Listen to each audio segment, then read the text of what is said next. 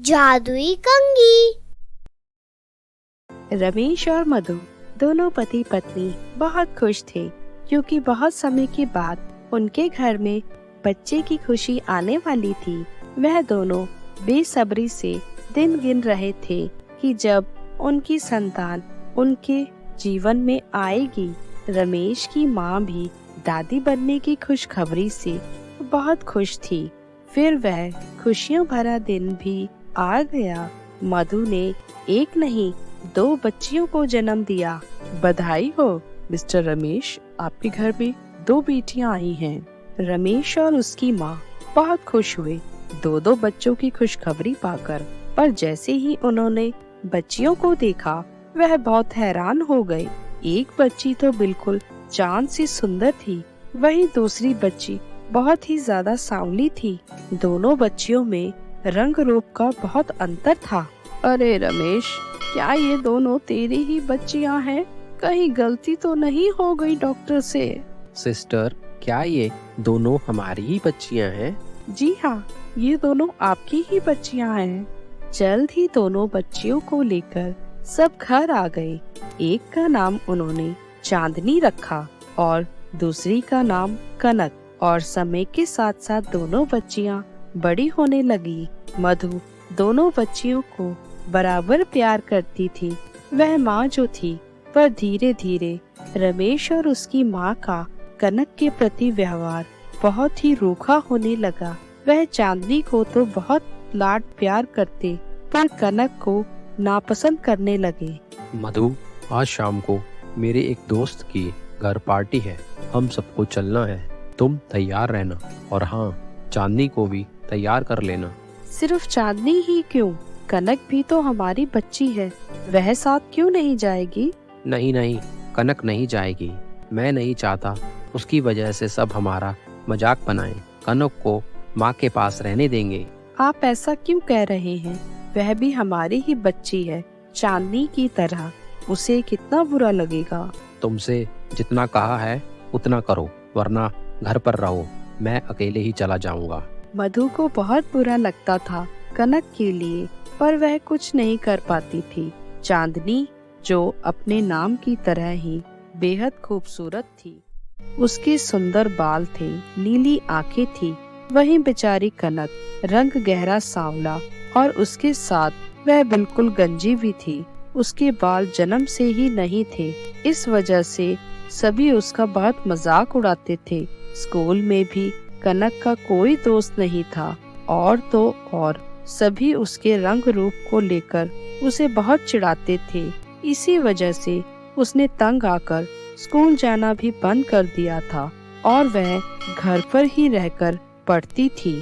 पापा, मुझे कॉलेज की तरफ से एक ट्रिप पर जाना है, प्लीज मुझे कुछ पैसे दे दीजिए। हाँ हाँ बेटा, ले लेना। पापा, मुझे भी कुछ पैसे चाहिए थे।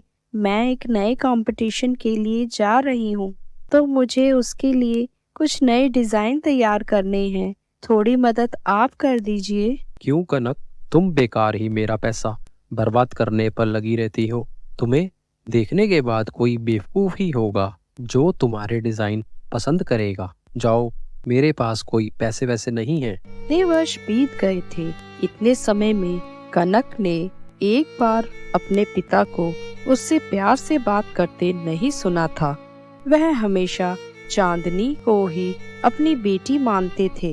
एक दिन रमेश के पास एक फोन आता है, और फोन सुनते सुनते ही अचानक से उसकी तबीयत खराब हो जाती है। उस वक्त घर पर कोई नहीं था सिवाय चांदनी और कनक के। पापा, पापा, क्या हो गया आपको? उठिए, चांदनी, चांदनी जल्दी आओ, देखो पापा को क्या हो गया है। रमेश के ऑफिस से कॉल आया था। उसे बिजनेस में बहुत बड़ा लॉस हुआ था, जिसकी खबर सुनते ही उसे हार्ट अटैक आ गया। उसकी ऐसी हालत में एक कनक ही थी जो उसे जल्दी से हॉस्पिटल ले आई, और उसकी जान बच गई। अब आपकी तबीयत कैसी है? आप परेशान ना होइए, बिजनेस में तो यह सब चलता ही रहता है। आप चिंता मत कीजिए, सब ठीक हो जाएगा। तभी वहाँ पर चांदनी और उसकी दादी भी आ जाते हैं। चांदनी, एक बात तो बताओ, जब कनक ने तुम्हें आवाज दी थी। तुम घर पर ही थी, पर तुम आई क्यों नहीं? पापा मुझे पता ही नहीं लगा। मैं तो कॉलेज के काम में बिजी थी। बिजनेस में हुए नुकसान की वजह से रमेश की स्थिति दिन पर दिन बिगड़ती जा रही थी। उस नुकसान को पूरा करने के लिए उसे अपनी फैक्ट्री भी बेचनी पड़ गई और अब घर खर्च में भी तंगी आने लगी थी। पर इन सब से चांदनी को कोई फर्क नहीं पड़ रहा था। वह पहले की तरह ही अपने पिता से अपनी बातें पूरी करने की जिद करती रहती थी। घर की ऐसी हालत देखकर एक दिन कनक घर से निकल जाती है और चलते चलते वह जंगल में पहुंच जाती है। तब उसे एक पुरानी टूटी फूटी झोपड़ी नजर आती है। झोपड़ी के भीतर एक बूढ़ी औरत की आवाज आ रही थी। कनक ने अंदर जाकर देखा तो वहाँ एक बूढ़ी औरत बैठी हुई थी। बेटी, क्या तुम मेरी थोड़ी मदद करोगी? मेरे बाल बहुत उलझ गए हैं और मैं इन्हें सुलझा नहीं पा रही हूँ। हाँ अम्मा, मैं अभी कर देती हूँ। बूढ़ी अम्मा ने उसे आशीर्वाद दिया और उससे कहा, तुमने मेरी मदद की है, बताओ मैं भी तुम्हारी मदद करना चाहती हूँ। अम्मा, मुझे अपने लिए कुछ नहीं चाहिए।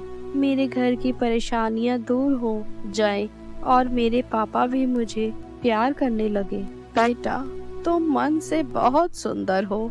मैं आशीर्वाद देती हूँ, जितना सुंदर तुम्हारा मन है उतना ही सुंदर तुम्हारा रूप भी हो जाए। और इतना कहते ही कनक एक बहुत ही सुंदर लड़की में बदल गई। उसके लंबे सुनहरी बाल थे जो सोने की तरह चमक रहे थे।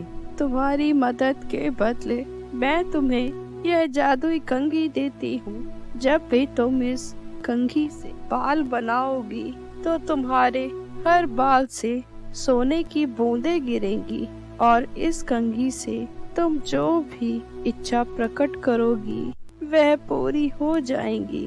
कनक को अपने कानों पर विश्वास नहीं हुआ, लेकिन उसने कंघी ले ली और बूढ़ी अम्मा को धन्यवाद किया। उसने सोचा कि अगर यह कंघी सच में जादुई है तो वह अपने पापा का इलाज अच्छे से करवा पाएगी। जब वह घर पहुंची तो सभी घर वाले उसे देखकर बहुत हैरान हुए। चांदनी को तो इस बात पर विश्वास नहीं हो रहा था। कनक ने सारी बातें सच सच बता दी, सिवाय इसके कि उसके पास कोई जादुई कंघी भी है, क्योंकि बूढ़ी अम्मा ने उसे जादुई कंघी का राज बताने के लिए मना किया था। कनक ने कंघी को अपने बालों में फिराया और सच में उसके बालों से सोने की बूंदें गिरने लगी। यह देख कनक को बहुत खुशी हुई। उसने सोने की बूंदों को इकट्ठा किया और सुनार के पास जाकर बेच दिया और उन पैसों से कनक ने अपने पिताजी की फैक्ट्री दोबारा से खरीद ली और धीरे धीरे वह पहले की तरह ही खुशहाल होते चले गए। अब उसके पिताजी का व्यवहार कनक के प्रति भी स्नेहपूर्ण था। कनक ने जादुई कंघी से सिर्फ यही चाहा था कि उसके पिताजी उसे बहुत प्रेम करें और उसकी यह इच्छा जादुई कंघी ने पूरी कर दी। ऐसे ही और मजेदार वीडियोस देखने के लिए लाइक, कमेंट, शेयर और सब्सक्राइब करें हमारे चैनल को। Thank you.